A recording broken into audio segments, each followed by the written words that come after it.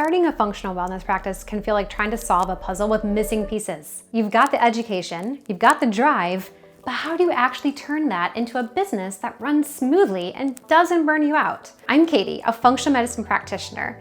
I reached 6 figures in my first year in practice and have spent almost $20,000 since then learning through programs and mentorship exactly what it takes to get a practice not just started, but also operating efficiently. So I'm going to show you how to get started, the tech, the tools, and the team you need to make it all run seamlessly. Let's start with what to do first. Step 1, your tech setup. Before you ever see a single client, you need the digital foundation. This is what makes your practice look professional and keeps your systems from collapsing once things do start to get busy. You'll need a domain, which is your web address. I recommend using your name or practice name with a clean .com. Don't choose a .net or something else. Think about where you're headed. If there's any possibility that you'll want to have other providers in your practice or not always be the main figurehead and brand, then don't use your name, which is what I did at first. My practice, Viva Wise Functional Wellness, actually started out as Katie Garrett Wise Wellness. 2 years into the business, I needed to do a big rebrand because we had 3 providers, but every prospect only wanted to see me.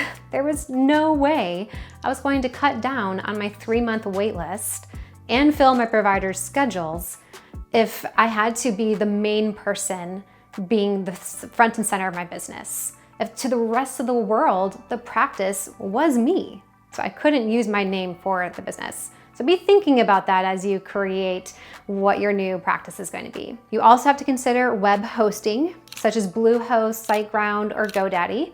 They're all pretty good. Just pick one. Don't waste time researching this specific aspect. I use SiteGround in our businesses.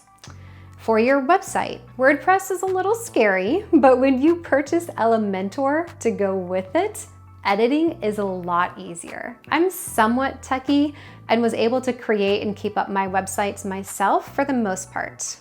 If that's too technical though, start with Wix or even an AI created website. For the design of the website, choosing a theme that you like from Creative Market is an inexpensive way to make your site look high-end without having to pay for a designer. Don't waste your time on that when you're just starting out. Also, get a good webcam. Logitech is a great brand for that. Choose the highest quality option that fits your budget. Clear video matters more than fancy lighting when you're doing virtual consults or marketing content because the camera software can actually adjust for your room's light. The cameras also come with a decent microphone built in. That's kind of nice. Finally, if you're wondering which EHR or EMR to use for your patient portal, this is an ever-changing space.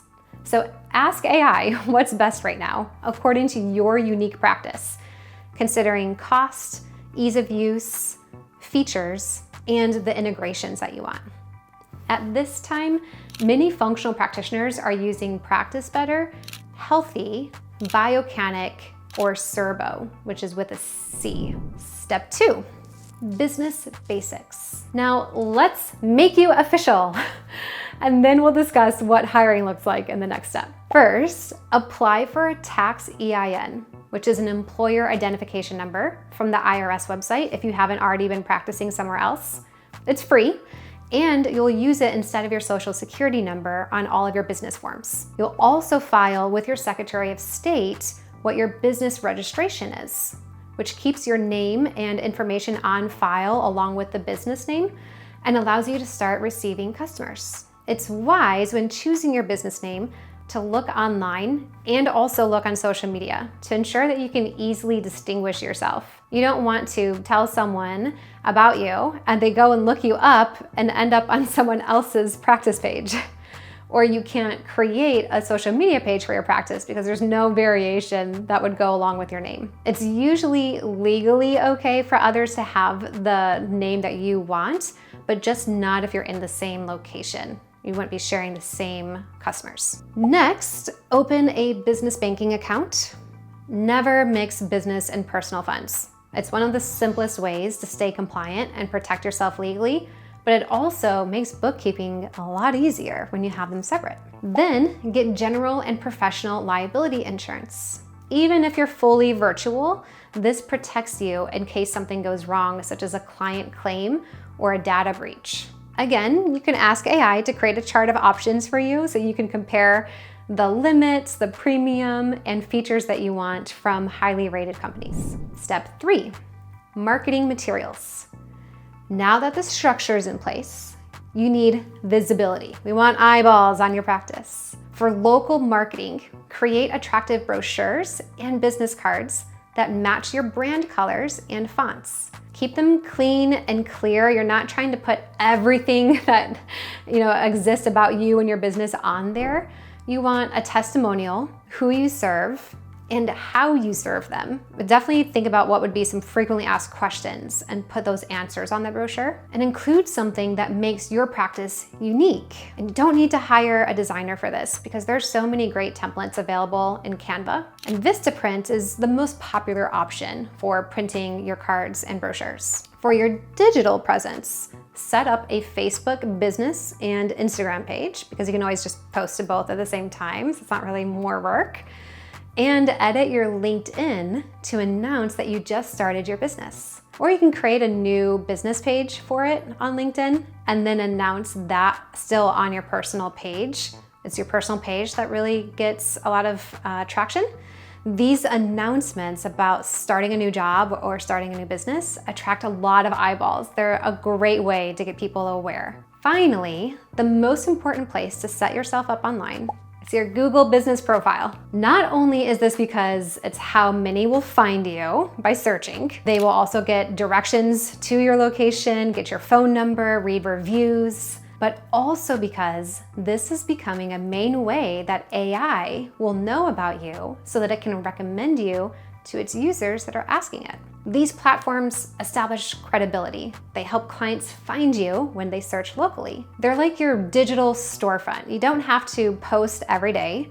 Just once a week is enough to let people looking you up online know that you're still active and open for clients. So don't get too overwhelmed. Step 4. Core roles to fill early on. Giving you a lot of things to do, and you start to wonder, how do we get all of these things done? And I'm just one person, or I have 2 people at my practice. Most new practitioners get stuck trying to do everything themselves forever. So I'm going to talk about that. You'll grow faster and stay sane if you delegate early on. But here's the cool thing.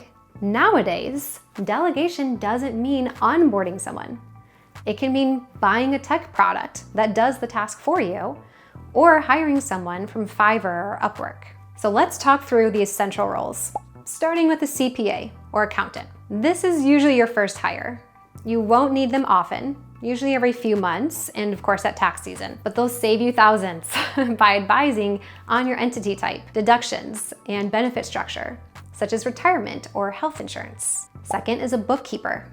Your bookkeeper keeps your finances organized so you know what you can afford as you grow and improve your practice. Personally, I keep it simple by paying software to be my bookkeeper. Here's how I do it.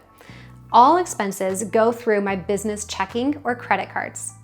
I don't use or accept checks or cash, so there's nothing for me to keep track of or enter manually.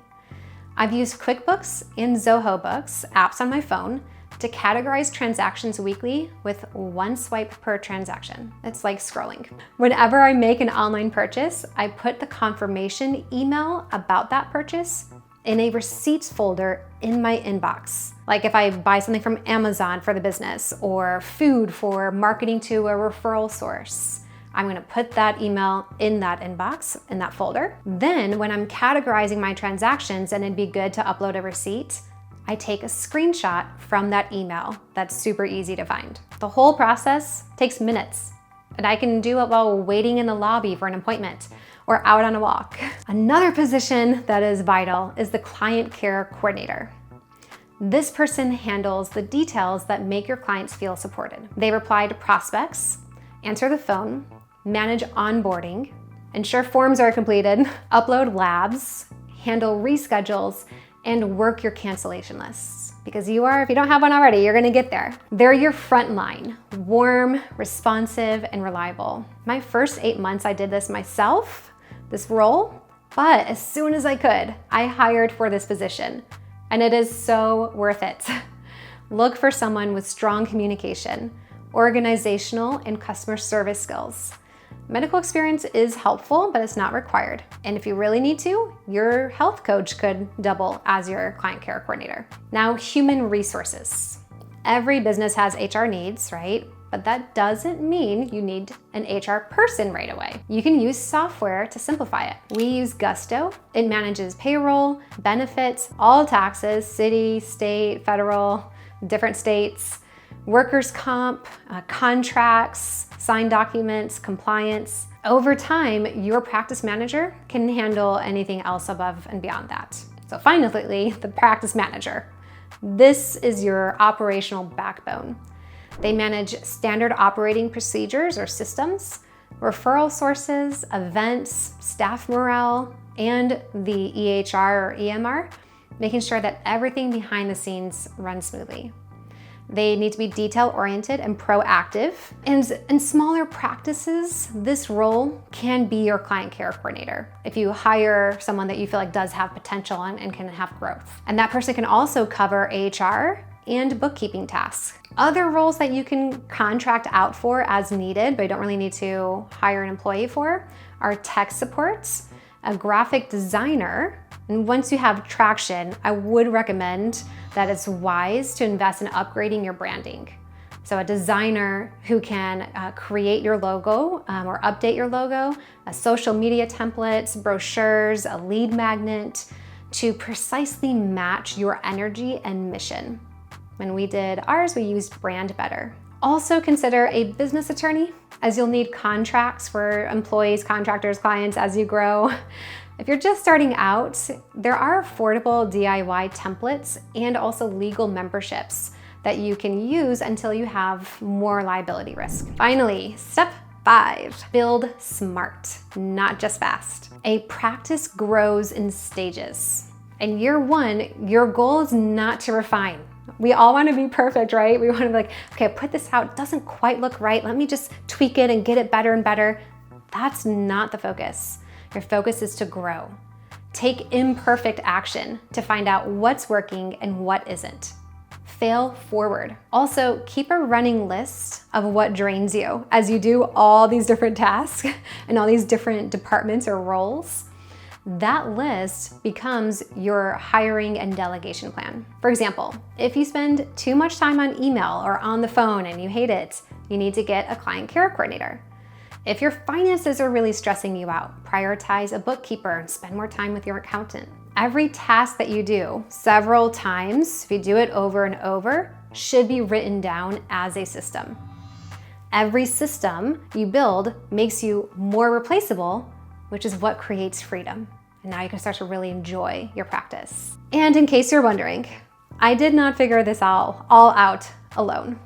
I learned from business coaches, masterminds, conferences, summits, and other functional medicine leaders. When you are watching what I'm putting out, you're getting advice from many others and spending time with me to hear all the different things that I've learned from a lot of experts. So if you want structured guidance and you want access to all of the systems I use in my own clinic, because we have our operating procedures written down, check out the Functional Practitioner Academy. It's designed to help you not just practice functional medicine, but run a functional medicine business. I share all behind the scenes. I also have a link to the exact intake forms that we use in our practice after many years of refining, of edits to make them perfect. You can get a copy of that in the link in the description, so you can start off as someone who's been in business for 5 years. So to recap, start with your tech foundation, handle your business setup, then establish your marketing presence, and get the right people and systems in place before worrying about marketing and scaling. The goal at the beginning isn't optimization, it's momentum. You don't need a huge team or budget to get started. You need structure and efficient systems. If you want a checklist for all the components you need to start a successful practice, click the link in the description. If this was helpful, hit like, subscribe for more step-by-step strategies, and share it with another practitioner who's trying to turn their passion into a sustainable practice. And don't forget to check out the Functional Practitioner Academy.